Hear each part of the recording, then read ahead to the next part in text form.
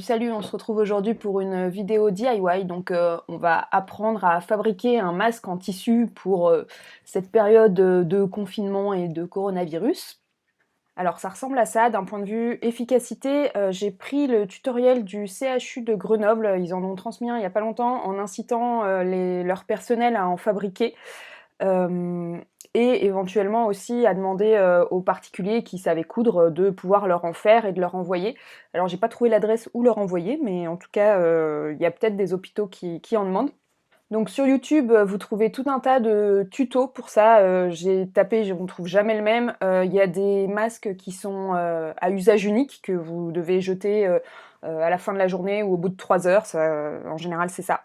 Donc si vous savez pas coudre, il y a d'autres solutions. Allez voir sur YouTube. Après, malheureusement, sur le coronavirus, on trouve tout et n'importe quoi, et du coup, c'est difficile de faire le tri entre les informations. C'est pour ça que ce que je vous propose, c'est ce que l'hôpital de Grenoble a transmis. Comme ça, je sais à peu près d'où viennent les infos, et c'est pas trop mal, quoi.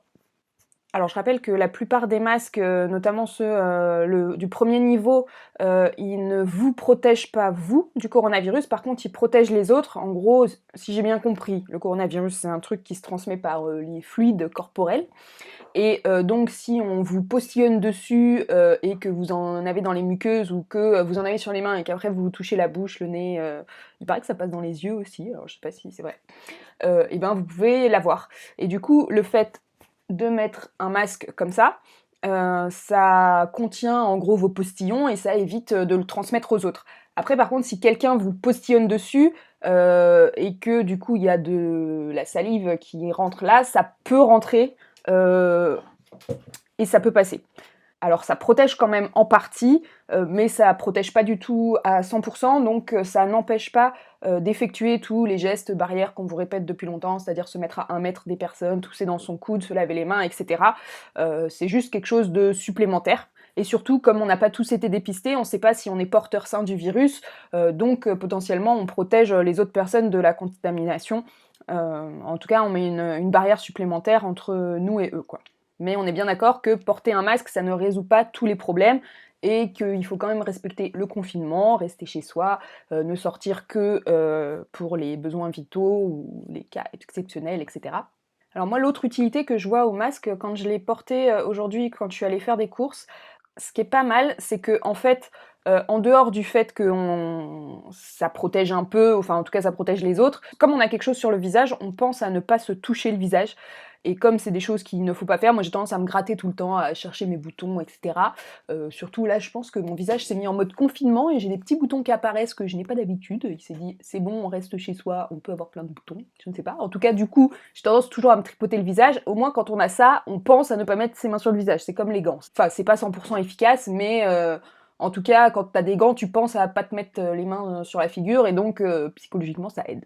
Donc ce qu'ils disent l'hôpital de Grenoble, c'est que ça, faut le laver. Alors eux, ils disent 30 degrés. Alors moi, j'avais entendu à d'autres endroits que c'était à 60 degrés que le virus il mourait. Donc je sais pas trop. Après, c'est vrai qu'il y a certaines lessives où il y a écrit que ça désinfecte et ça tue les virus. Et donc si vous mettez cette lessive, je pense que 30 degrés, ça passe. Après, c'est du coton, donc ça va pas mourir. Enfin, le coton résiste normalement aux fortes chaleurs, donc peut-être le laver à 60 degrés. Donc eux, ils disent de le laver tous les jours. Moi, par précaution, si vous êtes quelqu'un qui travaillait dans un supermarché et que vous êtes au contact de gens toute la journée, peut-être en avoir plusieurs et le changer comme les masques autres qu'on conseille de changer toutes les 3 heures. Donc en avoir genre 2-3 pour la journée, les laver le soir et les rechanger le lendemain. Après, pour des gens qui sont censés être en confinement, qui n'ont pas à travailler en dehors de leur appartement, normalement ça suffit parce que pour aller faire les courses, on met rarement plus de 3 heures, ou même pour un rendez-vous médical, enfin bon, sauf si on va très loin et que c'est compliqué, mais on a a priori pas besoin de plus d'un masque, et puis en plus pas tous les jours, donc on a le temps de le laver, etc. Et si vous faites partie des personnes qui ne savent pas quoi faire pendant leur confinement, eh ben, vous pouvez en faire plusieurs, et quand vous allez faire vos courses, donc ne sortez pas spécialement pour ça, mais quand vous y allez, et profitez-en au passage pour en prendre et en donner au personnel des supermarchés qui n'en ont pas. Moi j'en ai vu. Enfin, dans ceux où j'ai vu, les caissières et caissiers, ils en avaient, mais il y avait d'autres personnels, notamment ceux en rayon, où les vigiles qui n'en avaient pas. Je sais que dans d'autres supermarchés, même les caissiers et caissières n'en ont pas, donc ça peut être quelque chose de bien de leur en proposer, de leur en faire pour eux et de leur expliquer les consignes par rapport au lavage, etc. Et renseignez-vous auprès de chez vous si les hôpitaux en prennent aussi. Peut-être que certains vont faire des demandes comme le CHU de Grenoble pour qu'on leur en fasse. Après, pour les masques jetables qui n'ont pas besoin de couture, je vous mettrai quelques tutos que j'ai trouvés en barre d'infos. Je sais pas ce que ça vaut au niveau protection. J'en ai trouvé un qui avait l'air sérieux, qui était fait avec du PQ, mais comme le PQ c'est un peu une denrée rare aujourd'hui, je sais pas si il faut suivre ce tuto, mais voilà, il y a pas mal de personnes qui en font avec des serviettes en papier, tout ça. Je sais pas ce que ça vaut, mais je vous en mettrai quelques-uns en barre d'infos. Il suffit juste d'élastiques, d'agrafeuses et soit serviettes en papier ou des choses comme ça. Donc si on rentre dans le vif du sujet, au niveau matériel, donc il va vous falloir du coton pour l'extérieur. Alors si vous avez du joli coton à motif comme ça, on est tous hyper beaux et hyper classe quand on va faire ses courses, et puis on est tous un peu original. Mais du coton uni, ça marche très bien. À l'intérieur, il y a du molleton. Alors le molleton, c'est le tissu des jogging ou des sweats, celui-là, tout simple. Donc soit vous en avez que vous avez acheté comme des tissus, etc. Alors moi, il se trouve que j'en ai chez moi, mais comme vous l'avez peut-être vu pour ceux qui me suivent, je suis pas chez moi. Je suis chez mon père, donc c'est pas très loin de chez moi, mais le principe du confinement, c'est pas d'aller chercher des matériaux chez soi quand on manque de quelque chose. Donc du coup, j'ai privilégié des matériaux que je pouvais trouver dans des magasins d'alimentation pour pouvoir les acheter au même moment que je fais mes courses et donc pas rajouter des déplacements supplémentaires. Et du coup, à Monoprix, j'ai vu que le rayon mode était encore ouvert. Il y a rayon mode en général et rayon alimentation. Je savais pas si ça allait être ouvert et en fait, il se trouve que c'était ouvert. Donc si vous avez des supermarchés comme ça à côté de chez vous où les rayons mode sont encore ouverts, vous pouvez acheter un jogging un peu les trucs les moins chers. Vous prenez XXL, comme ça vous avez le plus de tissu possible. Et puis en coton, moi j'ai pris des têtes d'oreiller. Alors j'avais eu la bonne idée quand même en me disant je vais chez mon père de prendre ma machine à coudre et un petit peu de matériel de couture pour de toute façon passer le temps. Bon, j'en ai oublié la moitié, mais même si j'habite à un quart d'heure à pied, le confinement c'est pas fait pour sortir, hein, je le rappelle. Donc du coup, un vieux jogging ou un jogging que vous trouvez dans un magasin d'alimentation où il y a un rayon mode qui est encore ouvert.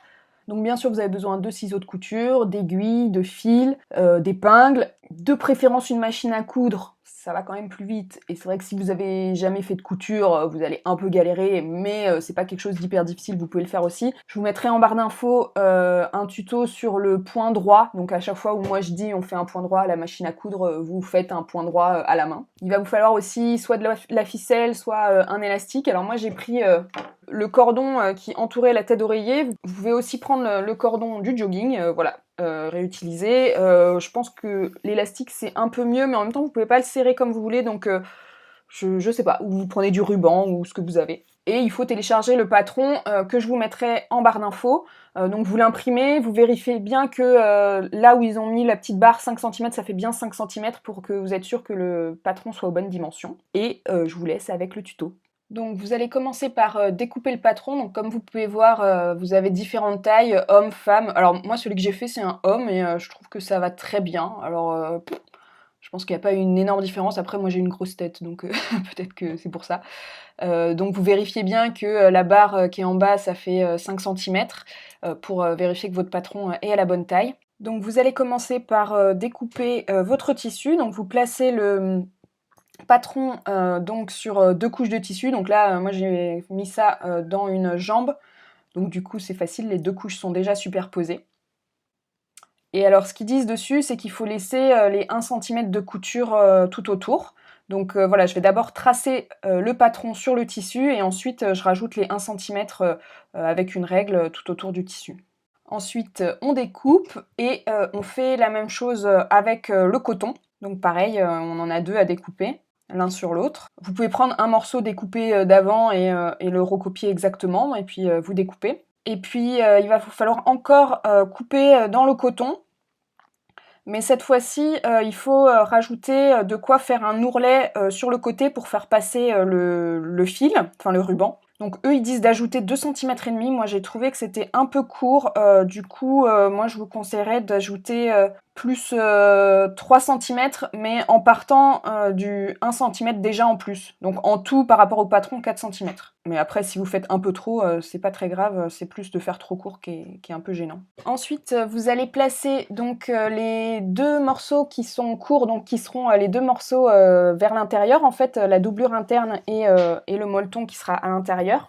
Et donc vous mettez la face à motif ou la face endroit contre votre table, et par-dessus vous mettez le molleton. Et ensuite on va coudre tout autour pour solidariser ces deux morceaux. Donc là j'ai oublié de filmer, mais il faut coudre les deux centres de la partie extérieure et intérieure, donc la partie avec le molleton et la partie juste en coton.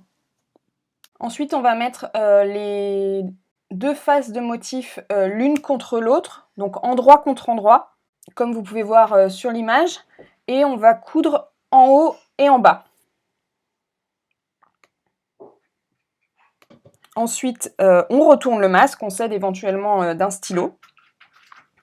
Et là, c'est une partie qui est un peu facultative, mais je trouve que ça aide à tenir le masque. On va surpiquer, donc au centre, faire une piqûre au centre. Alors bien sûr, moi j'ai pris du fil noir pour pouvoir mieux vous montrer et que ça ressorte mieux à la caméra, mais vous prenez un fil qui est de la couleur de votre tissu pour que ça se voit moins. Et j'ai surpiqué aussi sur le bord. Ensuite, il ne reste plus qu'à faire le passant pour le fil sur le côté. Donc voilà, vous repliez la partie que vous aviez laissée en surplus, et en laissant 2 cm, 1 ou 2 cm au moins de passant pour pouvoir mettre l'élastique ou le cordon à l'intérieur. Ensuite, vous accrochez votre cordon ou votre élastique au bout d'une épingle à nourrice, et puis vous faites passer le cordon dans les passants. Et voilà, vous avez terminé.